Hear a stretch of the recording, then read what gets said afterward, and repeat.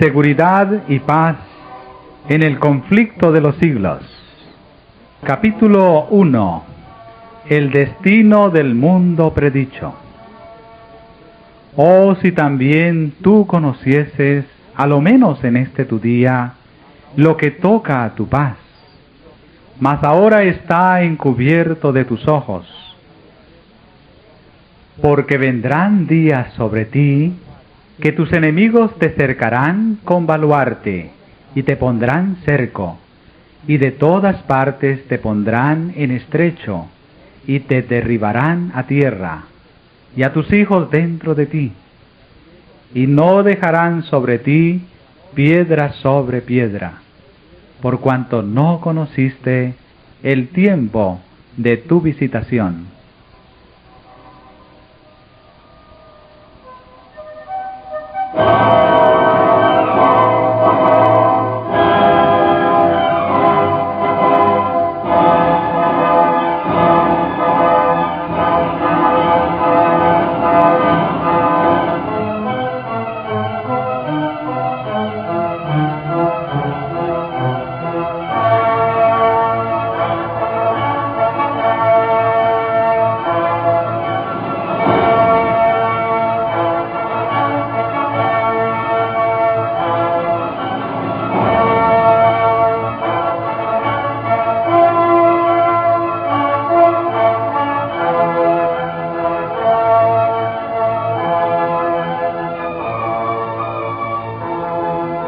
Desde lo alto del monte de los olivos, miraba Jesús a Jerusalén, que ofrecía a sus ojos un cuadro de hermosura y de paz. Era tiempo de Pascua, y de todas las regiones del orbe, los hijos de Jacob se habían reunido para celebrar la gran fiesta nacional. De entre viñedos y jardines, como de entre las verdes laderas, donde se veían esparcidas las tiendas de los peregrinos, elevábanse las colinas con sus terrazas, los airosos palacios y los soberbios baluartes de la capital israelita. La hija de Sión parecía decir en su orgullo: estoy sentada reina y nunca veré el duelo, porque siendo amada como lo era, creía estar segura de merecer aún los favores del cielo, como en los tiempos antiguos, cuando el poeta rey cantaba: hermosa provincia, el gozo de toda la tierra es el monte de Sión, la ciudad del gran rey. Resaltaban a la vista las construcciones espléndidas del templo, cuyos muros de mármol blanco, como la nieve, estaban entonces iluminados por los últimos rayos del sol poniente, que al hundirse en el ocaso hacía resplandecer el oro de puertas, torres y pináculos, y así destacábase la gran ciudad, perfección de hermosura, orgullo de la nación judaica. ¿Qué hijo de Israel podía permanecer ante semejante espectáculo sin sentirse conmovido de gozo y admiración? Pero eran muy ajenos a todo esto los pensamientos que embargaban la mente de Jesús. Como llegó cerca viendo la ciudad, lloró sobre ella. En medio del regocijo que provocara su entrada triunfal, mientras el gentío agitaba palmas, y alegres hosanas repercutían en los montes, y 1000 voces le proclamaban rey, el Redentor del mundo se sintió abrumado por súbita y misteriosa tristeza. Él, el Hijo de Dios, el prometido de Israel, que había vencido a la muerte, arrebatándole sus cautivos, lloraba, no presa de común abatimiento, sino dominado por intensa e irreprimible agonía.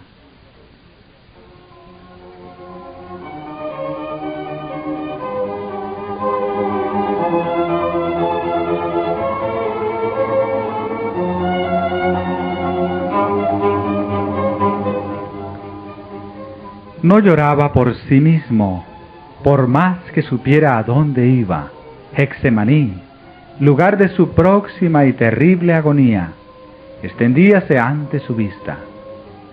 La puerta de las ovejas divisábase también.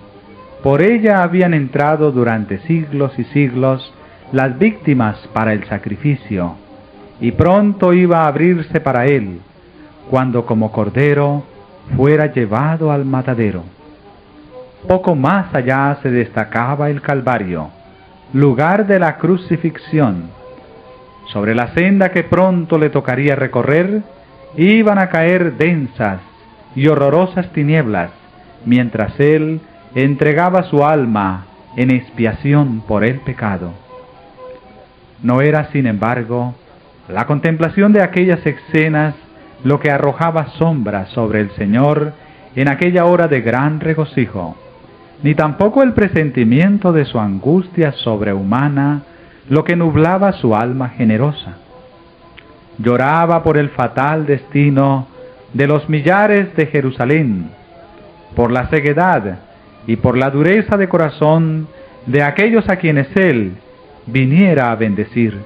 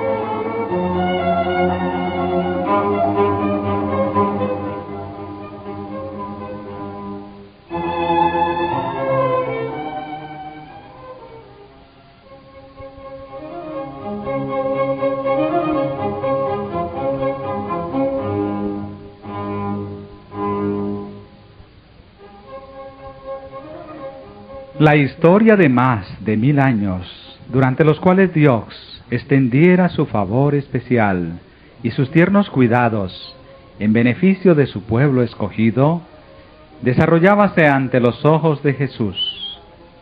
Allí estaba el monte Moriah, donde el Hijo de la promesa, cual mansa víctima que se entrega sin resistencia, fue atado sobre el altar como emblema del sacrificio del Hijo de Dios.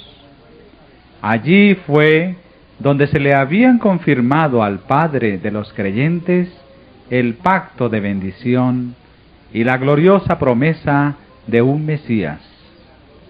Allí era donde las llamas del sacrificio, al ascender al cielo desde la era de Ornán, habían desviado la espada del ángel exterminador, símbolo adecuado del sacrificio de Cristo y de su mediación por los culpables.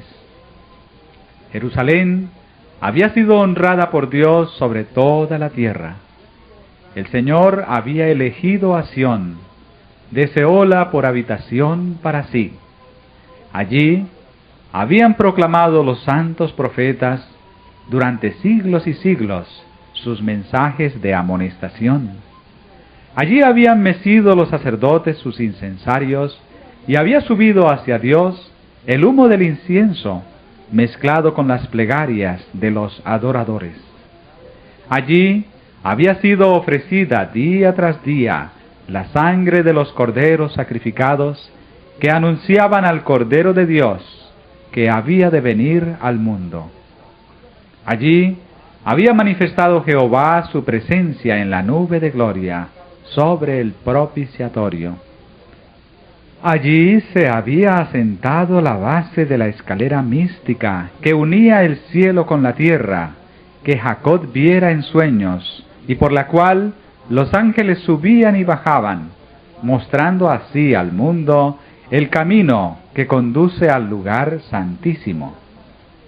De haberse mantenido Israel como nación fiel al cielo, Jerusalén habría sido para siempre la elegida de Dios. Pero la historia de aquel pueblo tan favorecido era un relato de sus apostasías y sus rebeliones. Había resistido la gracia del cielo, había abusado de sus prerrogativas y menospreciado sus oportunidades.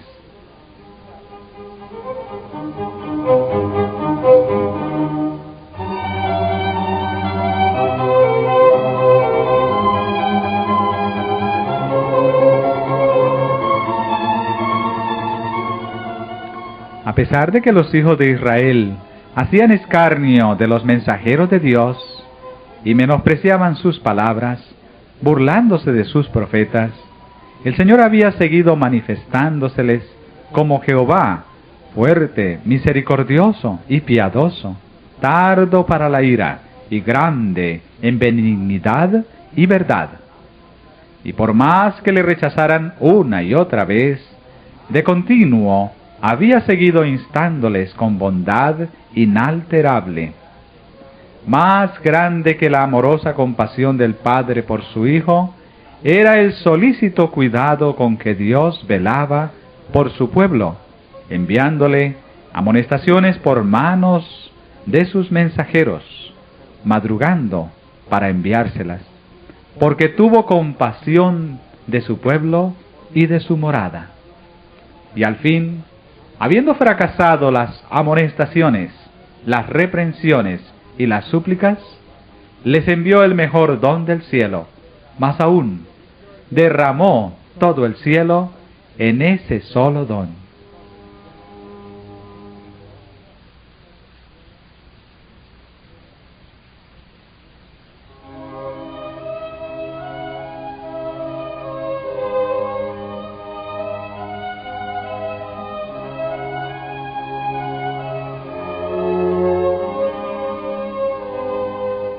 El Hijo de Dios fue enviado para exhortar a la ciudad rebelde.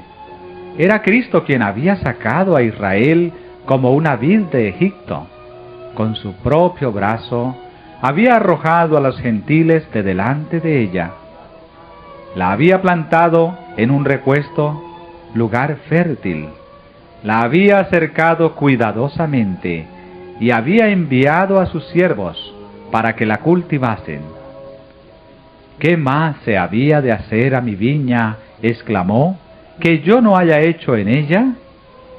A pesar de estos cuidados, y por más que habiendo esperado que llevase uvas valiosas, las había dado silvestres. El Señor compasivo, movido por su anhelo de obtener fruto, vino en persona a su viña para librarla, si fuera posible, de la destrucción. La labró con esmero, la podó y la cuidó. Fue incansable en sus esfuerzos para salvar aquella viña que él mismo había plantado.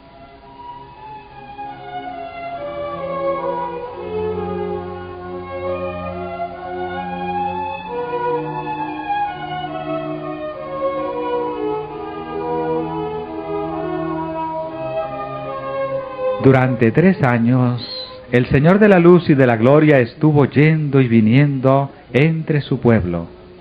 Anduvo haciendo bienes y sanando a todos los oprimidos del diablo, curando a los de corazón quebrantado, poniendo en libertad a los cautivos, dando vista a los ciegos, haciendo andar a los cojos y oír a los sordos, limpiando a los leprosos, resucitando muertos y predicando el Evangelio a los pobres.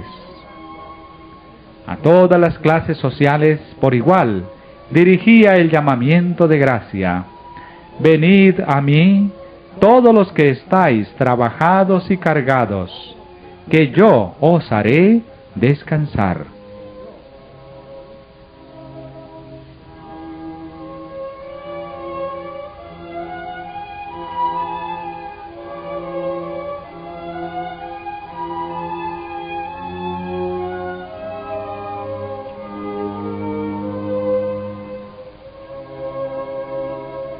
a pesar de recibir por recompensa el mal por el bien y el odio a cambio de su amor, prosiguió con firmeza su misión de paz y misericordia. Jamás fue rechazado ninguno de los que se acercaron a él en busca de su gracia. Errante y sin hogar, sufriendo cada día oprobio y penurias, solo vivió para ayudar a los pobres, aliviar a los agobiados y persuadirlos a todos a que aceptasen el don de vida. Los efluvios de la misericordia divina eran rechazados por aquellos corazones endurecidos y reacios, pero volvían sobre ellos con más vigor, impulsados por la augusta compasión y por la fuerza del amor que sobrepuja a todo entendimiento. Israel, empero, se alejó de él, apartándose así de su mejor amigo y de su único auxiliador. Su amor fue despreciado, rechazados sus dulces consejos y ridiculizadas sus cariñosas amonestaciones.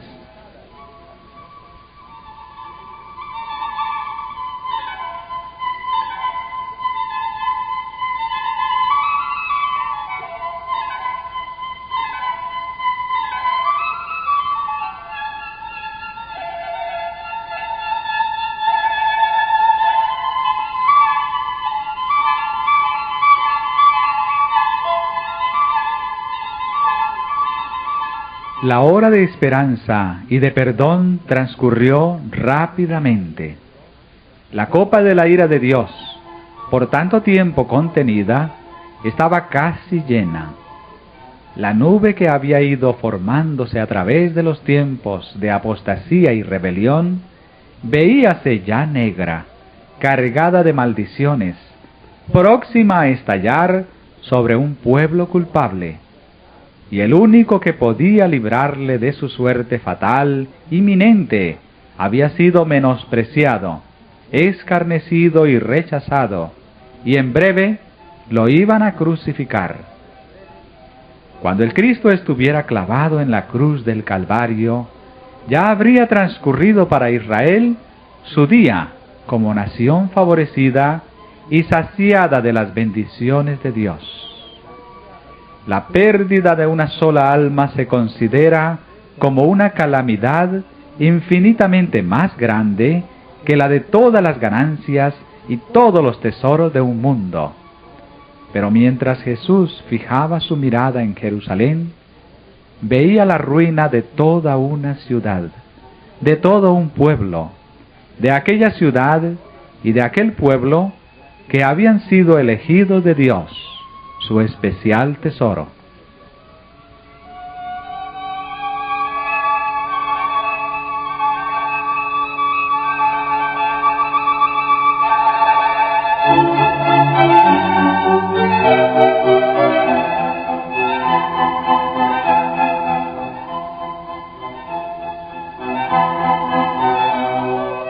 Los profetas habían llorado la apostasía de Israel y lamentado las terribles desolaciones con que fueron castigadas sus culpas.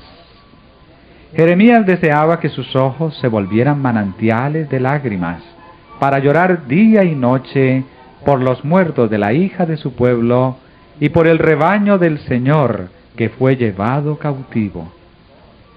¿Cuál no sería entonces la angustia de aquel cuya mirada profética abarcaba no unos pocos años, sino muchos siglos? Veía al ángel exterminador blandir su espada sobre la ciudad que por tanto tiempo fuera morada de Jehová. Desde la cumbre del monte de los Olivos, en el lugar mismo que más tarde iba a ser ocupado por Tito y sus soldados, miró a través del valle los atrios y pórticos sagrados, y con los ojos nublados por las lágrimas, vio en horroroso anticipo los muros de la ciudad circundados por tropas extranjeras.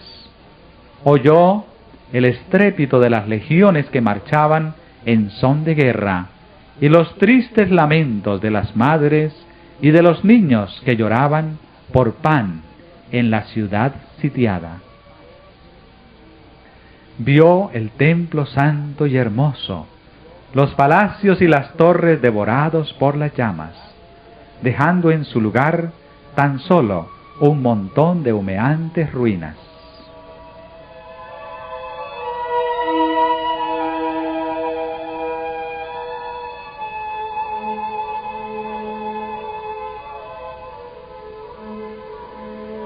Cruzando los siglos con la mirada, vio al pueblo del pacto disperso en toda la tierra, como náufragos en una playa desierta.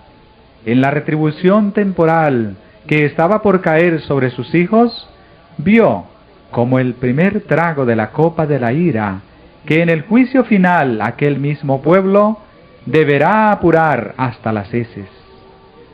La compasión divina y el sublime amor de Cristo hallaron su expresión en estas lúgubres palabras. Jerusalén, Jerusalén, que matas a los profetas y apedreas a los que son enviados a ti. ¿Cuántas veces quise juntar tus hijos, como la gallina junta sus pollos debajo de las alas, y no quisiste?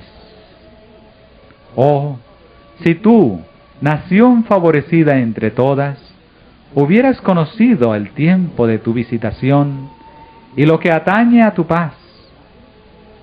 Yo detuve el ángel de justicia y te llamé al arrepentimiento, pero en vano. No rechazaste tan solo a los siervos, ni despreciaste tan solo a los enviados y profetas, sino al Santo de Israel, tu Redentor. Si eres destruida, tú solo tienes la culpa. ¿No queréis venir a mí para que tengáis vida?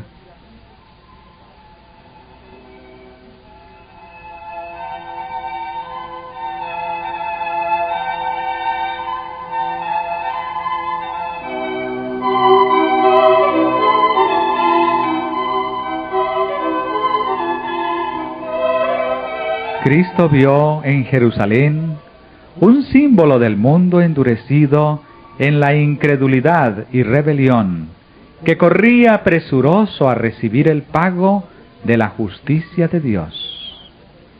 Los lamentos de una raza caída oprimían el alma del Señor y le hicieron prorrumpir en esas expresiones de dolor. Vio además las profundas huellas del pecado marcadas por la miseria humana con lágrimas y sangre. Su tierno corazón se conmovió de compasión infinita por las víctimas de los padecimientos y aflicciones de la tierra. Anheló salvarlos a todos, pero ni aun su mano podía desviar la corriente del dolor humano que del pecado dimana. Pocos buscarían la única fuente de salud. Él estaba dispuesto a derramar su misma alma hasta la muerte y poner así la salvación al alcance de todos. Pero muy pocos iban a acudir a Él para tener vida eterna.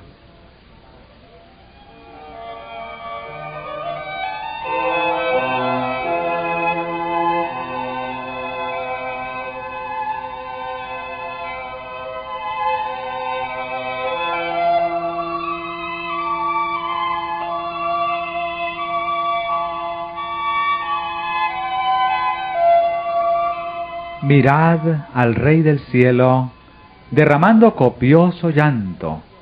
Ved al Hijo de Dios, infinito, turbado en espíritu y doblegado bajo el peso del dolor. Los cielos se llenaron de asombro al contemplar semejante escena que pone tan de manifiesto la culpabilidad enorme del pecado y que nos enseña lo que le cuesta, aún al poder infinito, salvar al pecador de las consecuencias que le acarrea la transgresión de la ley de Dios. Dirigiendo Jesús sus miradas hasta la última generación, vio al mundo envuelto en un engaño semejante al que causó la destrucción de Jerusalén. El gran pecado de los judíos consistió en que rechazaron a Cristo. El gran pecado del mundo cristiano iba a consistir en que rechazarían la ley de Dios, que es el fundamento de su gobierno en el cielo y en la tierra. Los preceptos del Señor iban a ser menospreciados y anulados. Millones de almas sujetas al pecado, esclavas de Satanás, condenadas a sufrir la segunda muerte, se negarían a escuchar las palabras de verdad en el día de su visitación. Terrible ceguedad, extraña infatuación.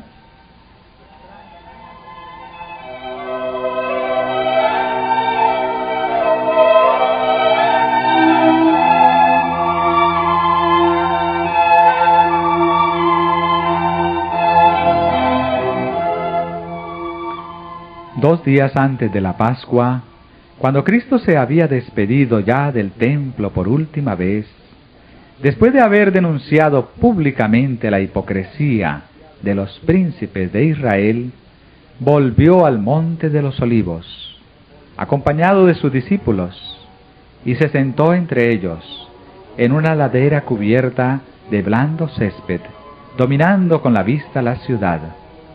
Una vez más, contempló sus muros, torres y palacios. Una vez más miró el templo, que en su deslumbrante esplendor parecía una diadema de hermosura que coronara al sagrado monte.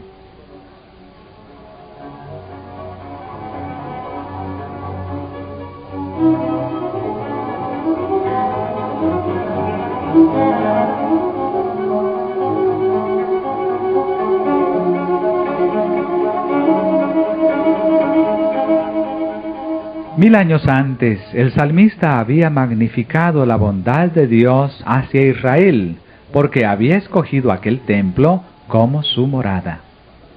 En Salem está su tabernáculo, y su habitación en Sión. Escogió la tribu de Judá, el monte de Sión, al cual amó, y edificó su santuario a manera de eminencia. El primer templo había sido erigido durante la época de mayor prosperidad en la historia de Israel. Vastos almacenes fueron construidos para contener los tesoros que con dicho propósito acumulara el rey David, y los planos para la edificación del templo fueron hechos por inspiración divina. Salomón, el más sabio de los monarcas de Israel, completó la obra. Este templo resultó ser el edificio más soberbio que este mundo haya visto. No obstante, el Señor declaró por boca del profeta Ageo, refiriéndose al segundo templo: mayor será la gloria postrera de esta casa que la gloria anterior. Sacudiré todas las naciones, y vendrá el deseado de todas las naciones, y llenaré esta casa de gloria, dice Jehová de los ejércitos.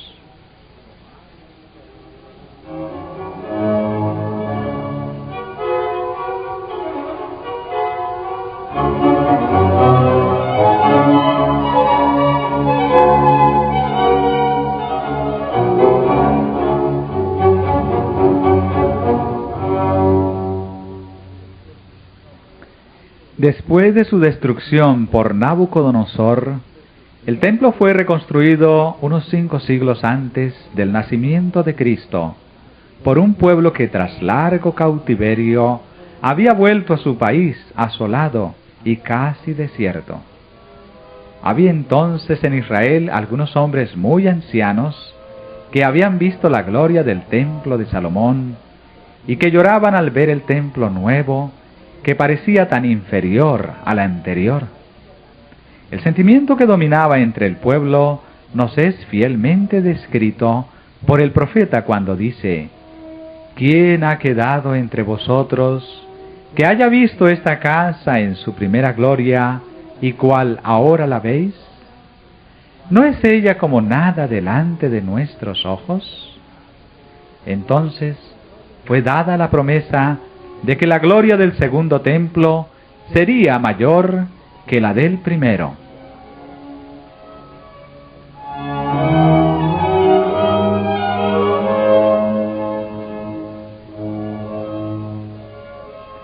Pero el segundo templo no igualó al primero en magnificencia, ni fue santificado por las señales visibles de la presencia divina con lo que fuera el templo de Salomón, ni hubo tampoco manifestaciones de poder sobrenatural que dieran realce a su dedicación. Ninguna nube de gloria cubrió el santuario que acababa de ser erigido. No hubo fuego que descendiera del cielo para consumir el sacrificio sobre el altar. La manifestación divina no se encontraba ya entre los querubines en el lugar santísimo. Ya no estaban allí el arca del testimonio, ni el propiciatorio, ni las tablas de la ley. Ninguna voz del cielo se dejaba oír para revelar la voluntad del Señor al sacerdote que preguntaba por ella.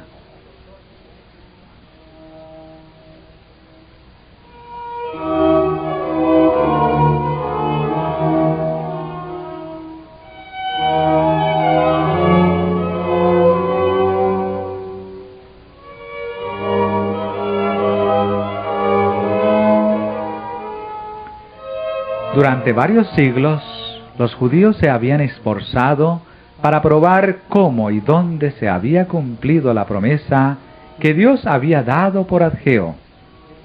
Pero el orgullo y la incredulidad habían cegado su mente de tal modo que no comprendían el verdadero significado de las palabras del profeta.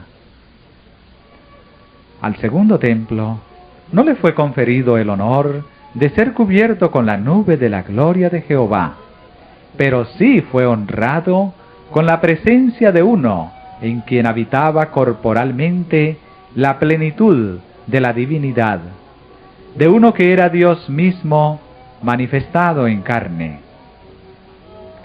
Cuando el Nazareno enseñó y realizó curaciones en los atrios sagrados, se cumplió la profecía gloriosa.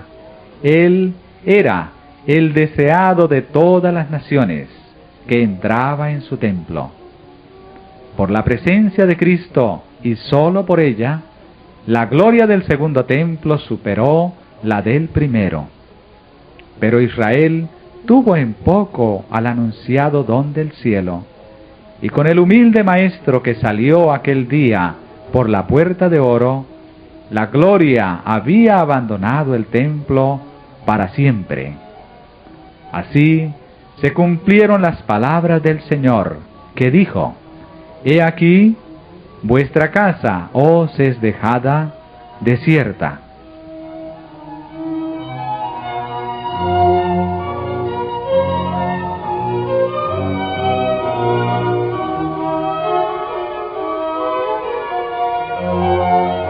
Los discípulos se habían llenado de asombro y hasta de temor al oír las predicciones de Cristo respecto de la destrucción del templo, y deseaban entender de un modo más completo el significado de sus palabras.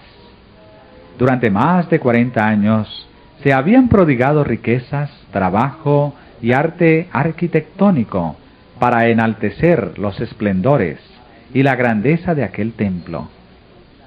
Herodes el Grande y hasta el mismo emperador del mundo contribuyeron con los tesoros de los judíos y con las riquezas romanas a engrandecer la magnificencia del hermoso edificio. Con este objeto, habíanse importado de Roma enormes bloques de preciado mármol de tamaño casi fabuloso, a los cuales los discípulos llamaron la atención del Maestro, diciéndole: «Mira qué piedras y qué edificios».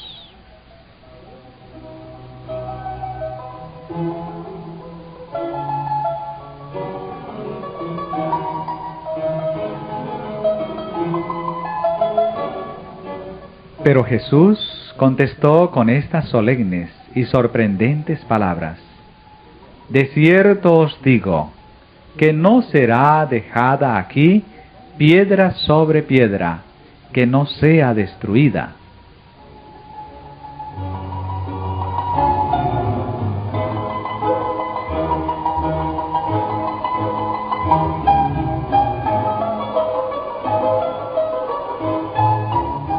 Los discípulos creyeron que la destrucción de Jerusalén coincidiría con los sucesos de la venida personal de Cristo, revestido de gloria temporal, para ocupar el trono de un imperio universal, para castigar a los judíos impenitentes y libertar a la nación del yugo romano. Cristo les había anunciado que volvería, y por eso, al oírle predecir los juicios que amenazaban a Jerusalén, se figuraron que ambas cosas sucederían al mismo tiempo y, al reunirse en derredor del Señor en el Monte de los Olivos, le preguntaron: ¿Cuándo serán estas cosas? ¿Y qué señal habrá de tu venida y del fin del mundo?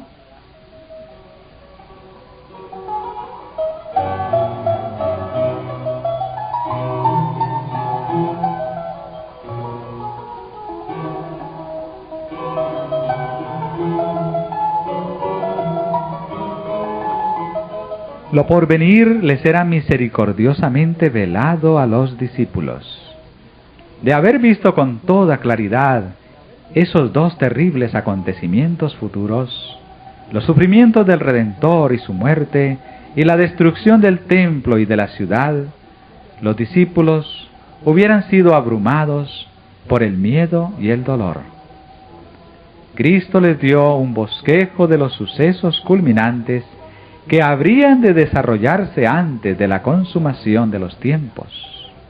Sus palabras no fueron entendidas plenamente entonces, pero su significado iba a aclararse a medida que su pueblo necesitase la instrucción contenida en esas palabras. La profecía del Señor entrañaba un doble significado, al par que anunciaba la ruina de Jerusalén, presagiaba también los horrores del gran día final.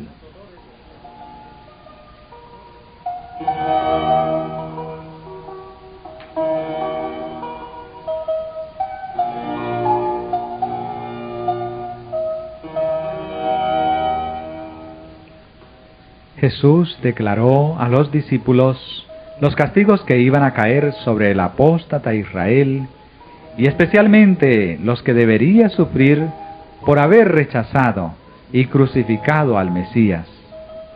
Iban a producirse señales inequívocas, precursoras del espantoso desenlace. La hora aciaga llegaría presta y repentinamente, y el Salvador advirtió a sus discípulos: por tanto, cuando viereis la abominación del asolamiento, que fue dicha por Daniel profeta, que estará en el lugar santo, el que le entienda, entonces los que están en Judea huyan a los montes.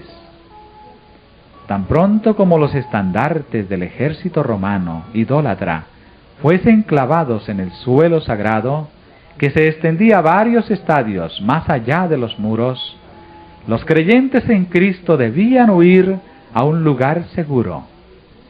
Al ver la señal preventiva, todos los que quisieran escapar debían hacerlo sin tardar.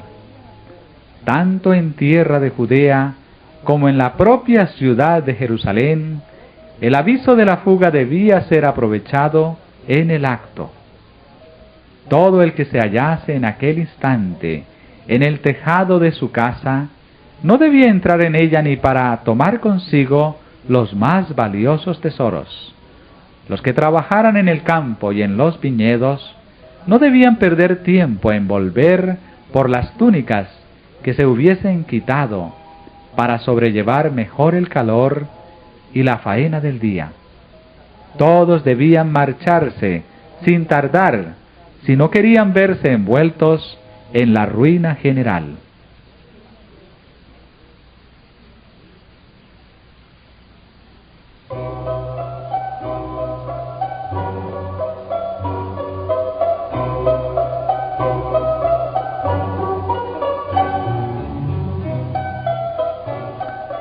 Durante el reinado de Herodes, la ciudad de Jerusalén no solo había sido notablemente embellecida, sino también fortalecida.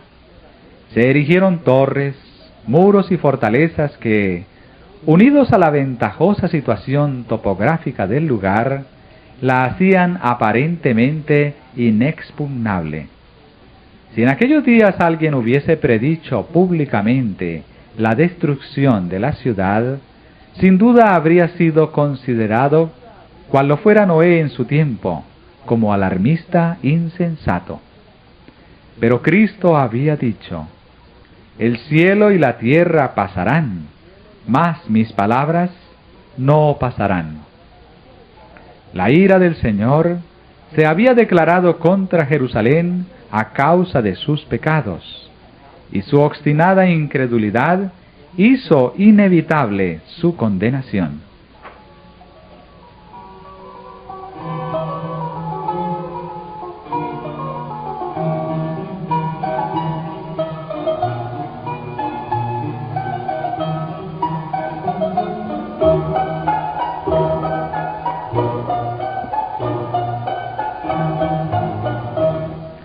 El Señor había dicho por el profeta Miqueas: oíd ahora esto, cabezas de la casa de Jacob, y capitanes de la casa de Israel, que abomináis el juicio, y pervertís todo el derecho, que edificáis a Sión con sangre, y a Jerusalén con injusticia.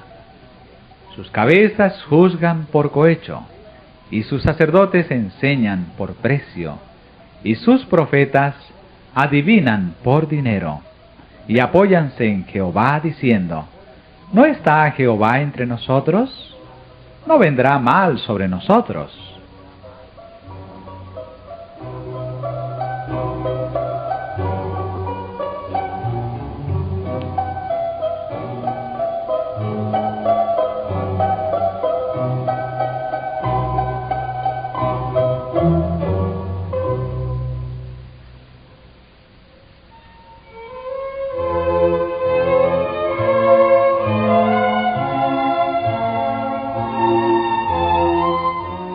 Estas palabras dan una idea cabal de cuán corruptos eran los moradores de Jerusalén y de cuán justos se consideraban.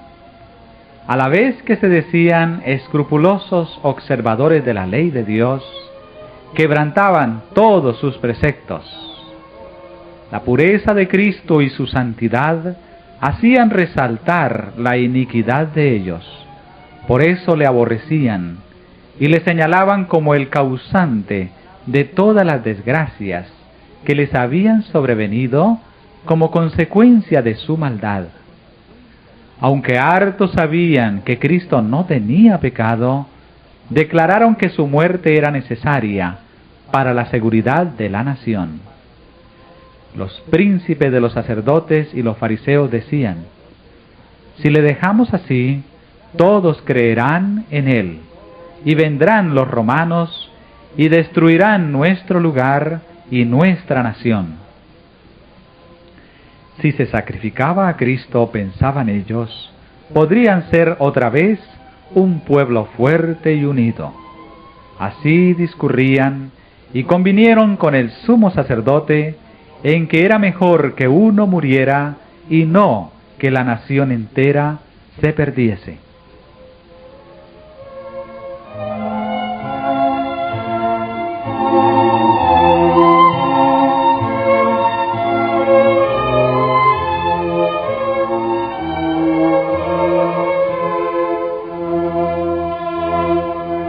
Así era como los príncipes y judíos habían edificado a Sión con sangre y a Jerusalén con iniquidad.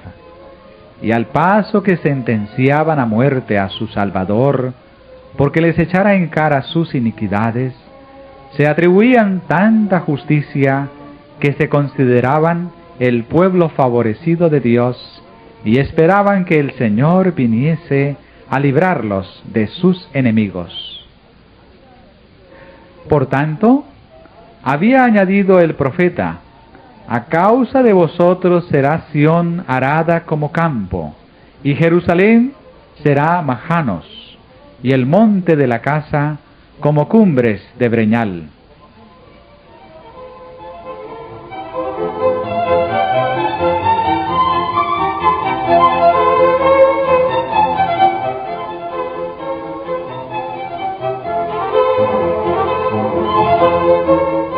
Dios aplazó sus juicios sobre la ciudad y la nación hasta cosa de 40 años después que Cristo hubo anunciado el castigo de Jerusalén.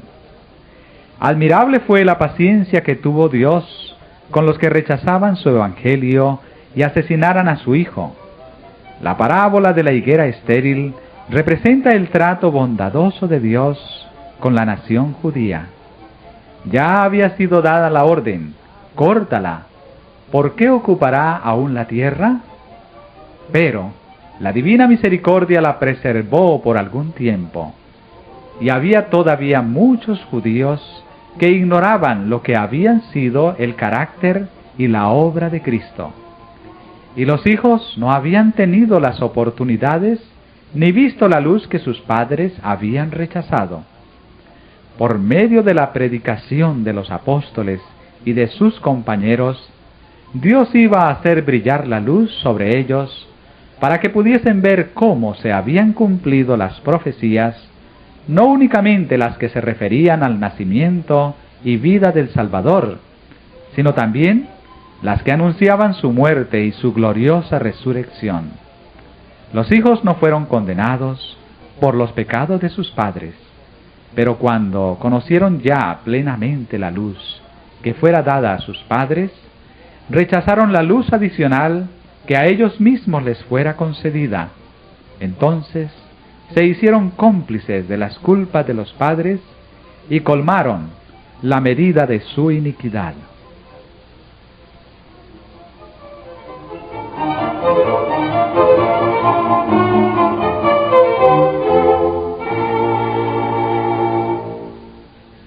La longanimidad de Dios hacia Jerusalén no hizo sino confirmar a los judíos en su terca impenitencia.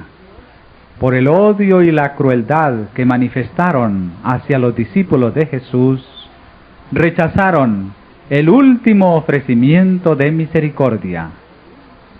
Dios les retiró entonces su protección y dio rienda suelta a Satanás y a sus ángeles, y la nación cayó bajo el dominio del caudillo que ella misma se había elegido. Sus hijos menospreciaron la gracia de Cristo, que los habría capacitado para subyugar sus malos impulsos, y éstos los vencieron. Satanás despertó las más fieras y degradadas pasiones de sus almas. Los hombres ya no razonaban, completamente dominados por sus impulsos y su ira ciega. En su crueldad se volvieron satánicos. Tanto en la familia como en la nación, en las clases bajas como en las clases superiores del pueblo, no reinaban más que la sospecha, la envidia, el odio, el altercado, la rebelión y el asesinato. No había seguridad en ninguna parte. Los amigos y parientes se hacían traición unos a otros. Los padres mataban a los hijos y éstos a sus padres. Los que gobernaban al pueblo no tenían poder para gobernarse a sí mismos. Las pasiones más desordenadas los convertía en tiranos. Los judíos habían aceptado falsos testimonios para condenar al Hijo inocente de Dios, y ahora las acusaciones más falsas hacían inseguras sus propias vidas. Con sus hechos habían expresado desde hacía tiempo sus deseos. Quitad de delante de nosotros al Santo de Israel. Y ya dichos deseos se habían cumplido. El temor de Dios no les preocupaba más. Satanás se encontraba ahora al frente de la nación y las más altas autoridades civiles y religiosas estaban bajo su dominio.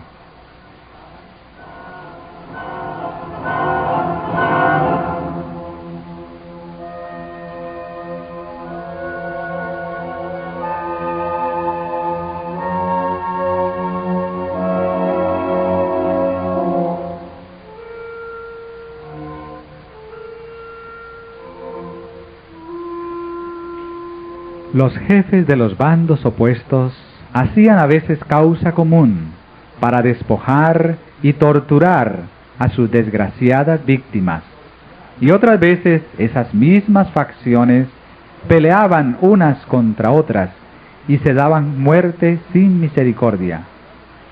Ni la santidad del templo podía refrenar su ferocidad. Los fieles eran derribados al pie de los altares, y el santuario era mancillado por los cadáveres de aquellas carnicerías. No obstante, en su necia y abominable presunción, los instigadores de la obra infernal declaraban públicamente que no temían que Jerusalén fuese destruida, pues era la ciudad de Dios. Y con el propósito de afianzar su satánico poder, sobornaban a falsos profetas para que proclamaran que el pueblo debía esperar la salvación de Dios, aunque ya el templo estaba sitiado por las legiones romanas. Hasta el fin, las multitudes creyeron firmemente que el Todopoderoso intervendría para derrotar a sus adversarios. Pero Israel había despreciado la protección de Dios, y no había ya defensa alguna para él. Desdichada Jerusalén, mientras la desgarraban las contiendas intestinas y la sangre de sus hijos, derramada por sus propias manos, teñía sus calles de carmesí, los ejércitos enemigos echaban a tierra sus fortalezas y mataban a sus guerreros.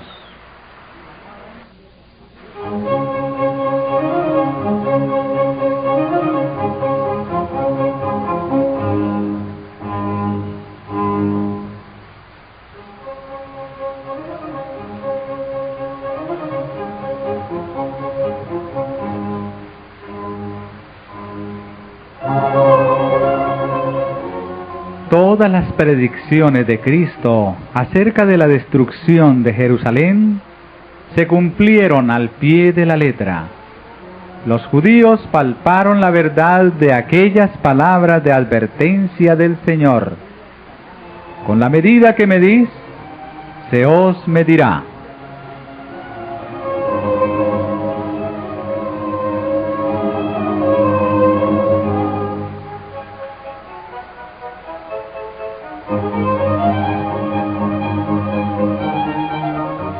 Aparecieron muchas señales y maravillas como síntomas precursores del desastre y de la condenación. A la medianoche una luz extraña brillaba sobre el templo y el altar.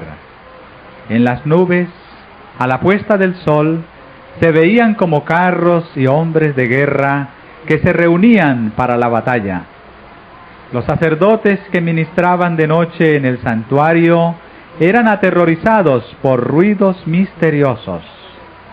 Temblaba la tierra y se oían voces que gritaban: ¡salgamos de aquí! La gran puerta del oriente, que por su enorme peso era difícil de cerrar entre 20 hombres, y que estaba asegurada con formidables barras de hierro, afirmadas en el duro pavimento de piedras de gran tamaño, se abrió a la medianoche de una manera misteriosa.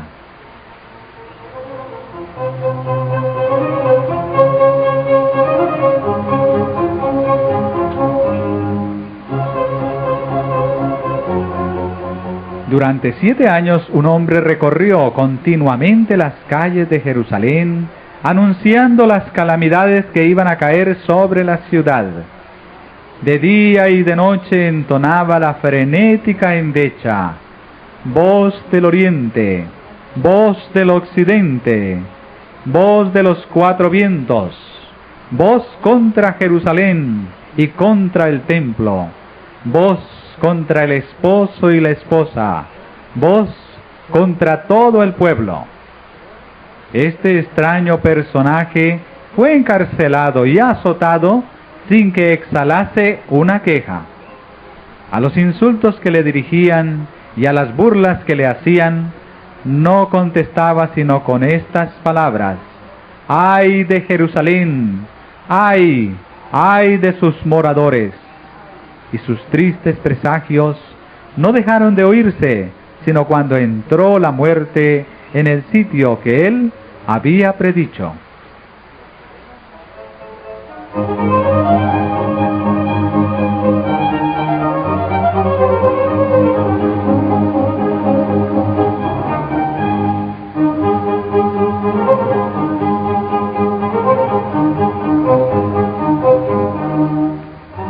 Ni un solo cristiano pereció en la destrucción de Jerusalén. Cristo había prevenido a sus discípulos, y todos los que creyeron sus palabras esperaron atentamente las señales prometidas. Cuando viereis a Jerusalén cercada de ejércitos, había dicho Jesús, sabed entonces que su destrucción ha llegado. Entonces los que estuvieren en Judea huyan a los montes, y los que en medio de ella váyanse. Después que los soldados romanos, al mando del general Cestio Galo, hubieron rodeado la ciudad, abandonaron de pronto el sitio de una manera inesperada, y eso cuando todo parecía favorecer un asalto inmediato.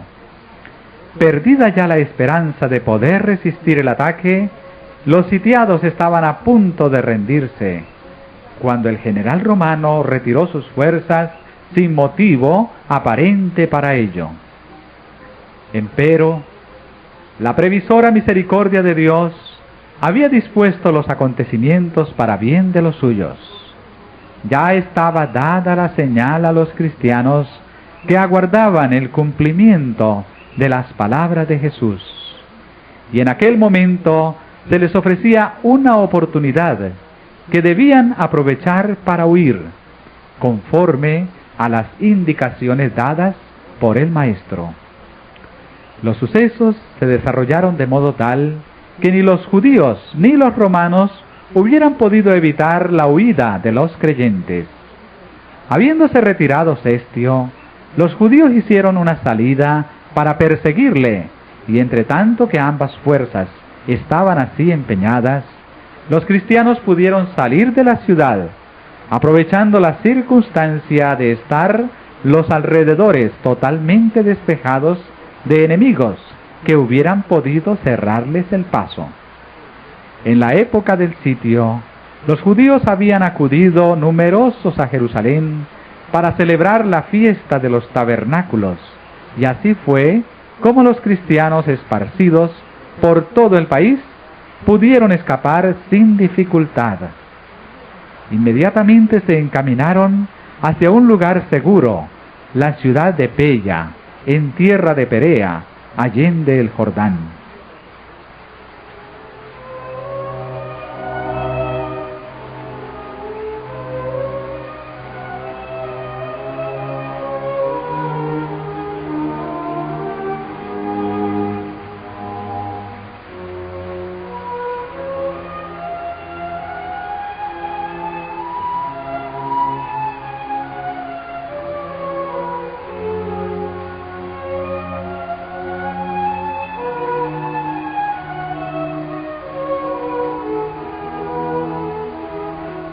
Las fuerzas judaicas perseguían de cerca a Cestio y a su ejército, y cayeron sobre la retaguardia con tal furia que amenazaban destruirla totalmente.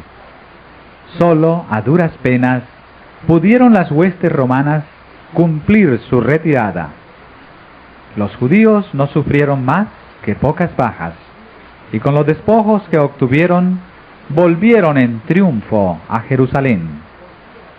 Pero este éxito aparente no les acarreó sino prejuicios, pues despertó en ellos un espíritu de necia resistencia contra los romanos, que no tardó en traer males incalculables a la desdichada ciudad.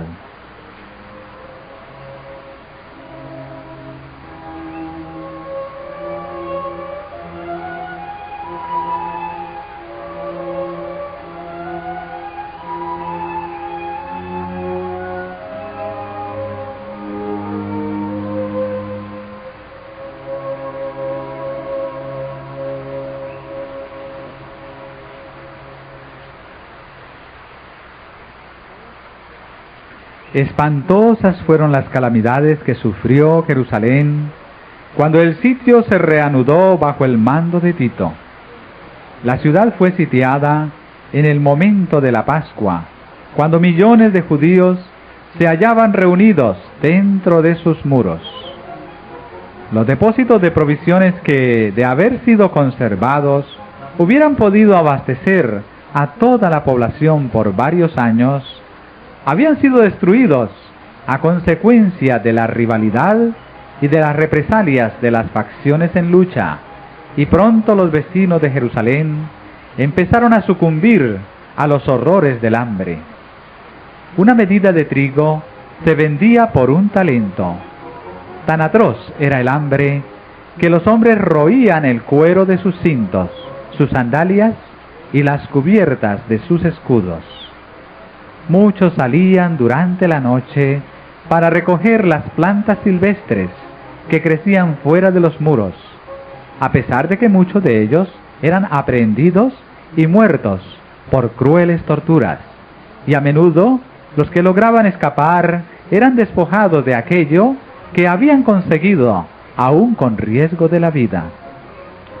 Los que estaban en el poder imponían los castigos más infamantes para obligar a los necesitados a entregar los últimos restos de provisiones que guardaban escondidos. Y tamañas atrocidades eran perpetradas muchas veces por gente bien alimentada que sólo deseaba almacenar provisiones para más tarde.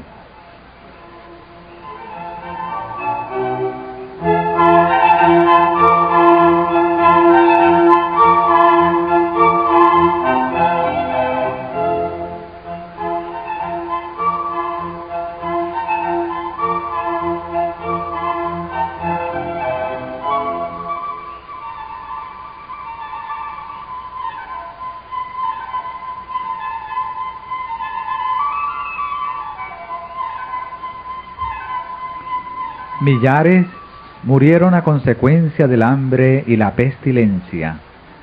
Los afectos naturales parecían haber desaparecido. Los esposos se arrebataban unos a otros los alimentos. Los hijos quitaban a sus ancianos padres la comida que se llevaban a la boca. Y la pregunta del profeta, ¿se olvidará acaso la mujer de su niño mamante?, recibió respuesta en el interior de los muros de la desgraciada ciudad, tal como la diera la Santa Escritura. Las misericordiosas manos de las mujeres cuecen a sus mismos hijos. Estos les sirven de comida en el quebranto de la hija de mi pueblo.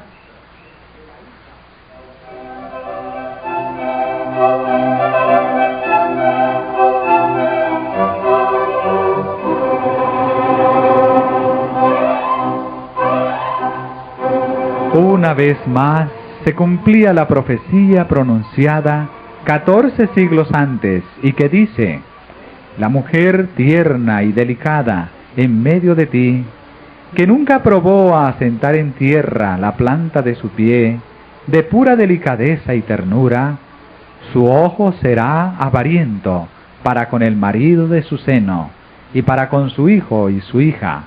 Así, respecto de su niño recién nacido, como respecto de sus demás hijos que hubiere parido, porque ella sola los comerá ocultamente, en la falta de todo, en la premura y en la estrechez con que te estrecharán tus enemigos dentro de tus ciudades.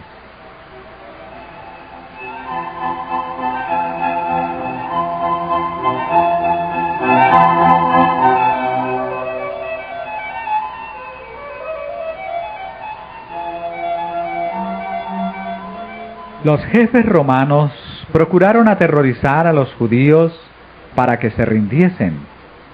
A los que eran apresados resistiendo, los azotaban, los atormentaban y los crucificaban frente a los muros de la ciudad. Centenares de ellos eran así ejecutados cada día, y el horrendo proceder continuó hasta que a lo largo del valle de Josafat y en el Calvario se erigieron tantas cruces que apenas dejaban espacio para pasar entre ellas. Así fue castigada aquella temeraria imprecación que lanzara el pueblo en el tribunal de Pilato, al exclamar: «Recaiga su sangre sobre nosotros y sobre nuestros hijos».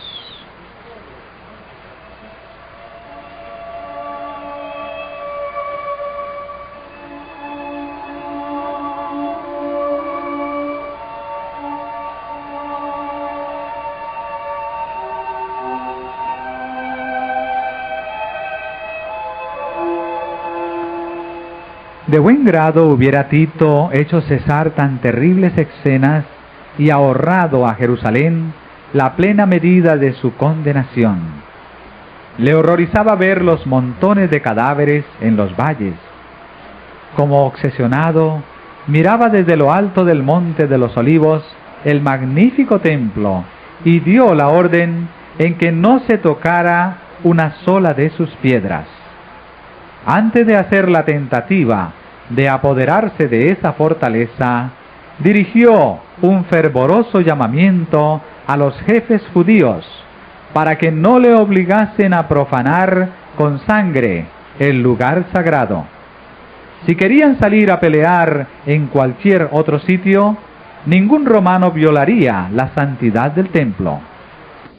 Josefo mismo, en elocuentísimo discurso, les rogó que se entregasen para salvarse a sí mismos, a su ciudad y su lugar de culto. Pero respondieron a sus palabras con maldiciones y arrojaron dardos a su último mediador humano mientras alegaba con ellos. Los judíos habían rechazado las súplicas del Hijo de Dios, y ahora cualquier otra instancia o amonestación no podía obtener otro resultado que inducirlos a resistir hasta el fin. Vanos fueron los esfuerzos de Tito para salvar el templo. Uno mayor que él había declarado que no quedaría piedra sobre piedra que no fuese derribada.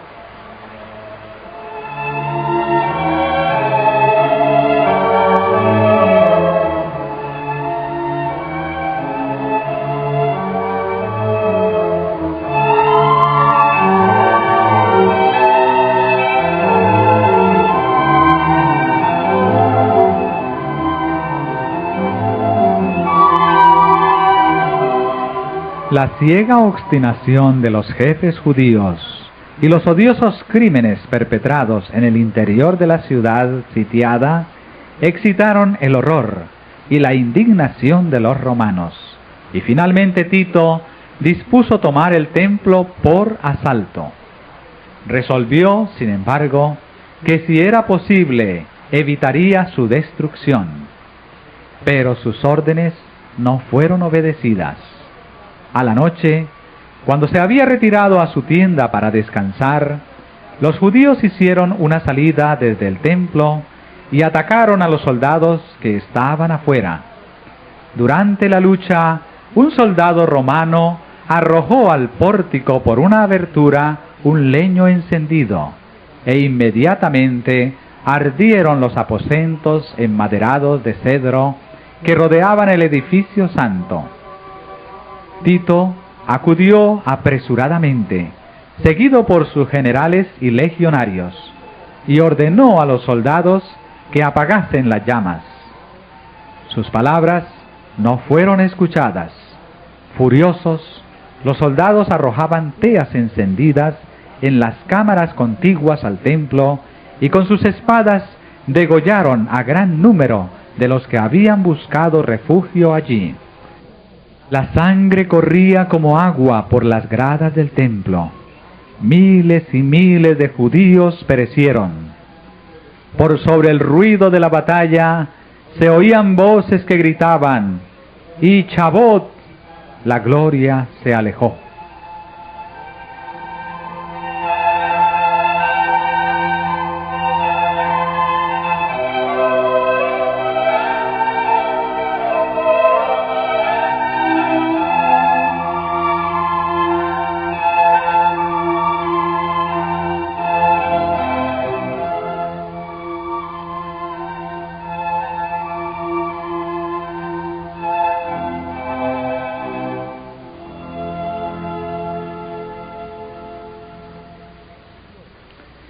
Tito vio que era imposible contener el furor de los soldados enardecidos por la lucha, y con sus oficiales se puso a contemplar el interior del sagrado edificio. Su esplendor los dejó maravillados, y como él notase que el fuego no había llegado aún al lugar santo, hizo un postrer esfuerzo para salvarlo, saliendo precipitadamente y exhortando con energía a los soldados para que se empeñasen en contener la propagación del incendio. El centurión Liberalis hizo cuanto pudo con su insignia de mando para conseguir la obediencia de los soldados, pero ni siquiera el respeto al emperador bastaba ya para apaciguar la furia de la soldadesca contra los judíos y su ansia insaciable de saqueo. Todo lo que los soldados veían en torno suyo estaba revestido de oro y resplandecía a la luz siniestra de las llamas, lo cual les inducía a suponer que habría en el santuario tesoros de incalculable valor. Un soldado romano, sin ser visto, arrojó una tea encendida entre los goznes de la puerta, y en breves instantes todo el edificio era presa de las llamas. Los oficiales se vieron obligados a retroceder ante el fuego y el humo que los cegaba, y el noble edificio quedó entregado a su fatal destino.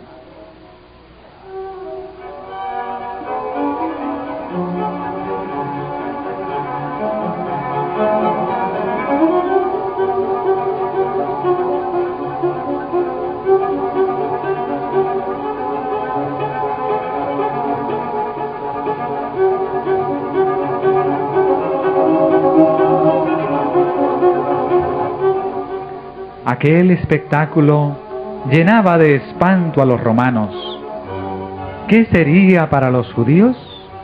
Toda la cumbre del monte que dominaba la ciudad despedía fulgores como el cráter de un volcán en plena actividad. Los edificios iban cayendo a tierra uno tras otro, en medio de un estrépito tremendo, y desaparecían en el abismo ardiente. Las techumbres de cedro eran como sábanas de fuego, los dorados capiteles de las columnas relucían como espigas de luz rojiza, y los torreones inflamados despedían espesas columnas de humo y lenguas de fuego. Las colinas vecinas estaban iluminadas y dejaban ver grupos de gentes que se agolpaban por todas partes, siguiendo con la vista, en medio de horrible inquietud, el avance de la obra destructora. Los muros y las alturas de la ciudad estaban llenos de curiosos, que ansiosos contemplaban la escena, algunos con rostros pálidos, por hallarse presa de la más atroz desesperación, otros encendidos por la ira al ver su impotencia para vengarse. El tumulto de las legiones romanas, que desbandadas corrían de acá para allá, y los agudos lamentos de los infelices judíos que morían entre las llamas, se mezclaban con el chisporroteo del incendio y con el estrépito de los derrumbes. En los montes repercutían los gritos de espanto y los ayes de la gente que se hallaba en las alturas.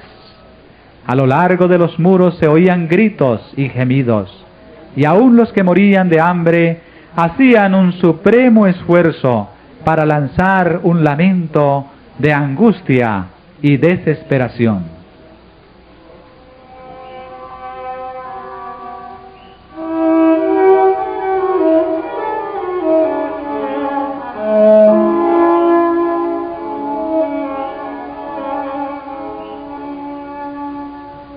Dentro de los muros, la carnicería era aún más horrorosa que el cuadro que se contemplaba desde afuera. Hombres y mujeres, jóvenes y viejos, soldados y sacerdotes, los que peleaban y los que pedían misericordia, todos eran degollados en desordenada matanza. Superó el número de los asesinados al de los asesinos. Para seguir matando, los legionarios tenían que pisar sobre los montones de cadáveres.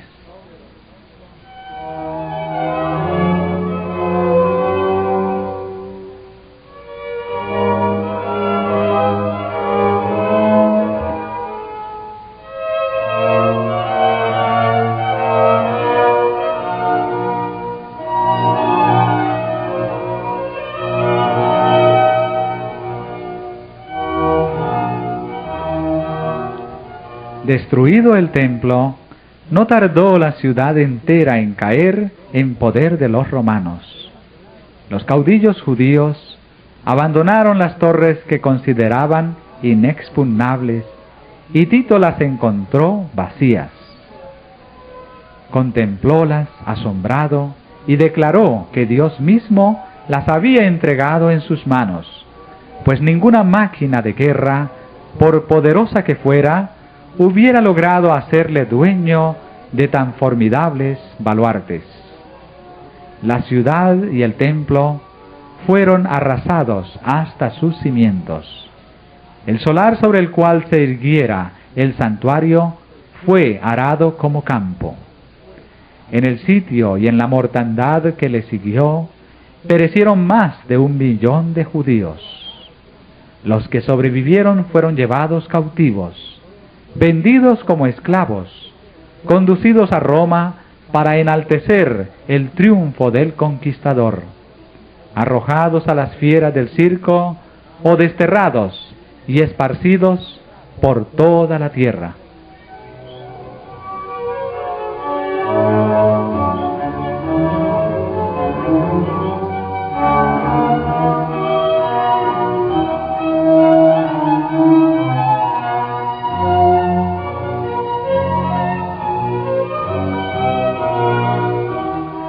Los judíos habían forjado sus propias cadenas, habían colmado la copa de la venganza.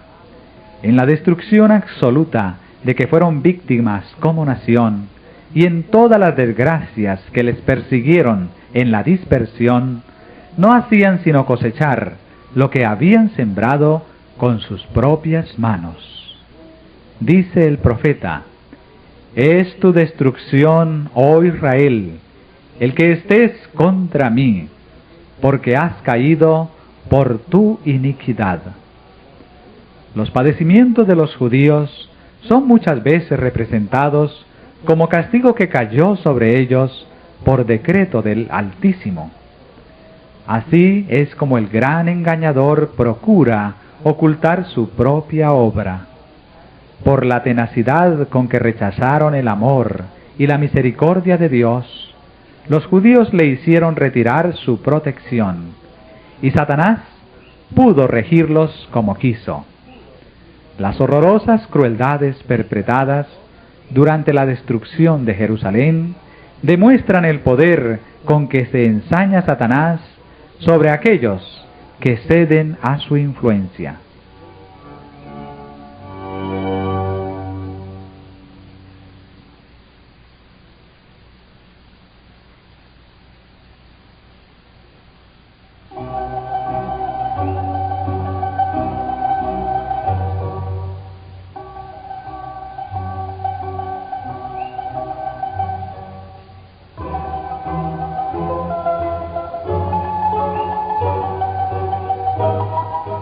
No podemos saber cuánto debemos a Cristo por la paz y la protección de que disfrutamos. Es el poder restrictivo de Dios lo que impide que el hombre caiga completamente bajo el dominio de Satanás. Los desobedientes e ingratos deberían hallar un poderoso motivo de agradecimiento a Dios en el hecho de que su misericordia y clemencia hayan coartado el poder maléfico del diablo. Pero cuando el hombre traspasa los límites de la paciencia divina, ya no cuenta con aquella protección que le libraba del mal. Dios no asume nunca para con el pecador la actitud de un verdugo que ejecuta la sentencia contra la transgresión, sino que abandona a su propia suerte a los que rechazan su misericordia, para que recojan los frutos de lo que sembraron sus propias manos. Todo rayo de luz que se desprecia, toda admonición que se desoye y rechaza, toda pasión malsana que se abriga, toda transgresión de la ley de Dios, son semillas que darán infaliblemente su cosecha. Cuando se le resiste tenazmente, el Espíritu de Dios concluye por apartarse del pecador, y éste queda sin fuerza para dominar las malas pasiones de su alma y sin protección alguna contra la malicia y perfidia de Satanás. La destrucción de Jerusalén es una advertencia terrible y solemne para todos aquellos que menosprecian los dones de la gracia divina y que resisten a las instancias de la misericordia divina. Nunca se dio un testimonio más decisivo de cuánto aborrece Dios el pecado y de cuán inevitable es el castigo que sobre sí atraen los culpables.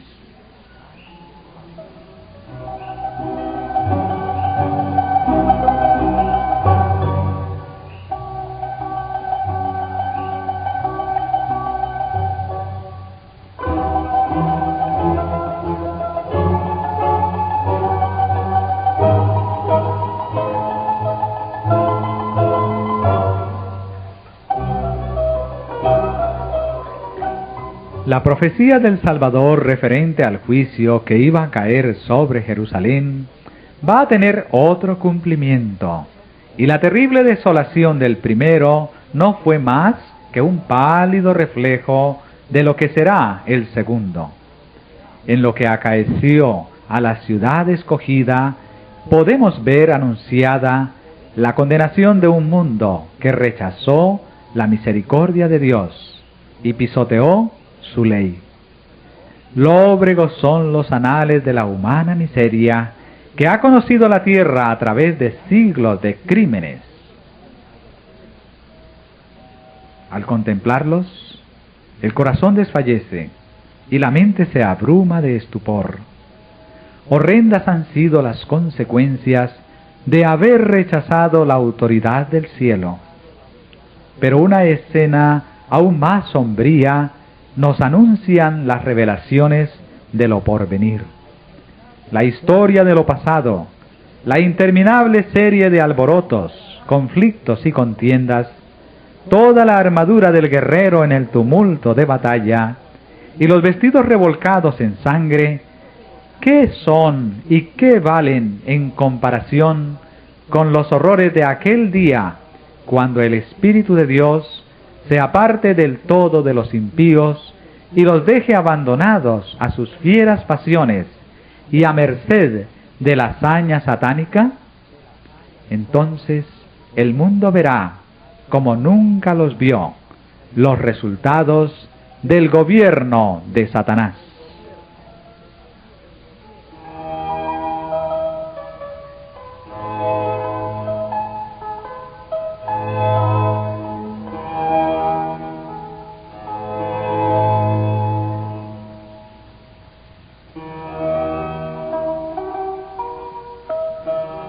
Pero en aquel día, así como sucedió en tiempos de la destrucción de Jerusalén, el pueblo de Dios será librado, porque serán salvos todos aquellos cuyo nombre esté inscrito para la vida. Nuestro Señor Jesucristo anunció que vendrá la segunda vez para llevarse a los suyos. Entonces se mostrará la señal del Hijo del Hombre en el cielo, y entonces lamentarán todas las tribus de la tierra, y verán al Hijo del Hombre que vendrá sobre las nubes del cielo, con grande poder y gloria. Y enviará a sus ángeles con gran voz de trompeta, y juntarán sus escogidos de los cuatro vientos, de un cabo del cielo hasta el otro. Entonces los que no obedezcan al Evangelio serán muertos con el aliento de su boca, y destruidos con el resplandor de su venida. Así como le sucedió antiguamente a Israel, los malvados se destruirán a sí mismos, y perecerán víctimas de su iniquidad. Debido a su vida pecaminosa, los hombres se han apartado tanto del Señor, y tanto ha degenerado su naturaleza con el mal, que la manifestación de la gloria del Señor es para ellos un fuego consumidor.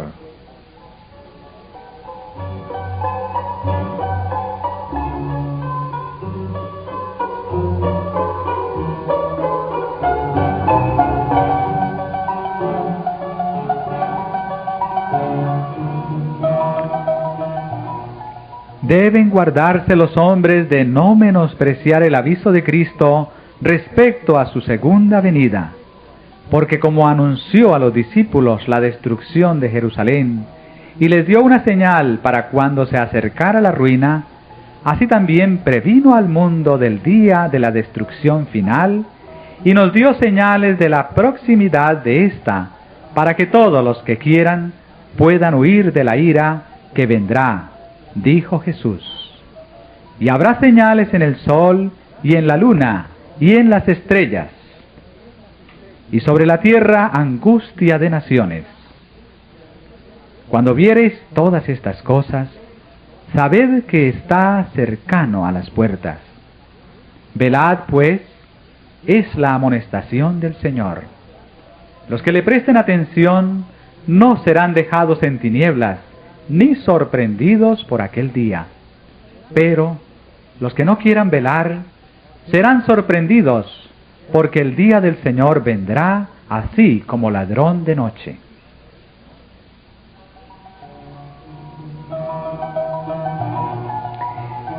El mundo no está hoy más dispuesto a creer el mensaje dado para este tiempo de lo que estaba en los días de los judíos para recibir el aviso del Salvador respecto a la ruina de Jerusalén. Venga cuando venga, el día de Dios caerá repentinamente sobre los impíos desprevenidos. El día menos pensado, en medio del curso rutinario de la vida, absorto los hombres en los placeres de la vida, en los negocios, en la casa, al dinero, cuando los guías religiosos ensalcen el progreso y la ilustración del mundo, y los moradores de la tierra se dejen arrullar por una falsa seguridad, entonces, como ladrón que a medianoche penetra en una morada sin custodia, así caerá la inesperada destrucción sobre los desprevenidos, y no escaparán.